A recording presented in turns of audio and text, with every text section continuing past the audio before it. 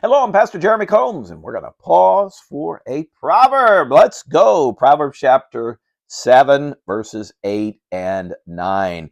Passing from the street near her corner, and he went the way to her house in the twilight and in the black and dark of night. This tragic tale begins with apparent innocence. Our young man goes out for just an evening stroll. But it is the where, when, and why of this event that changes it from innocence to intentional. Where was he walking? Well, it was near her corner, but the first phrase is very revealing. It's an interesting way to describe his route, but it is intentional. The phrase passing through means to cross over. He intentionally goes the way of her house on her street, even crossing over to her side. When was he walking is also telling, in the dark of night.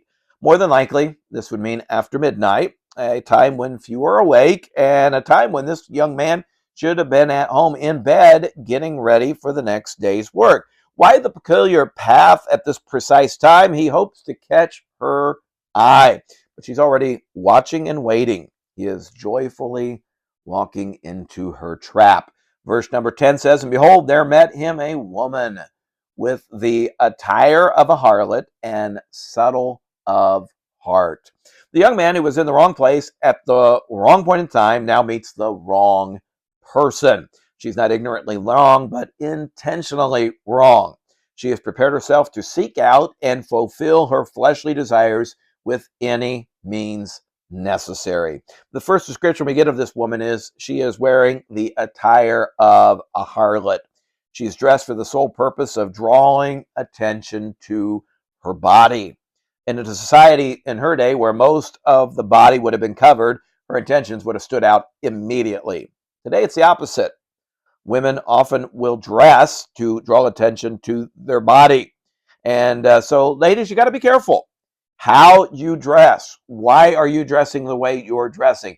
Is it to draw people to God, or is it to draw people towards yourself? The next description is of her attitude. Her heart, which would be the control center of her life, is described as subtle. Subtle means to cover. She hides her heart, but not her body. She cares all about the outside, but not the inside. She is deceptively desperate. There's only two other people in the Bible that are called subtle: Satan in the book of Genesis, and Jonadab, which was a very wicked friend in the book of 2 Samuel. So watch out for this strange woman. One more verse number 11. She is loud and she is stubborn. Her feet abide not in her house. When you were growing up, there were two driving motivations in your life. One was to be like somebody that you admired.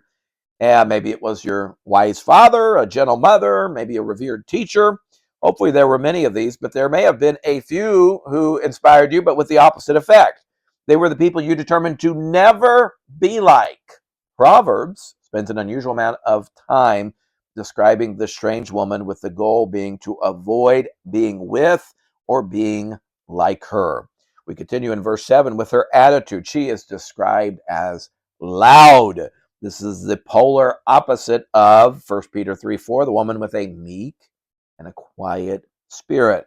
She's also described as stubborn, rebellious. She draws us to herself again and much away from God. Then we see her absent. She's not at home. She is neglecting her God-given role and duty, and her attitude has led her to abandoning her purpose. And now she pursues evil just like it's another day at the office.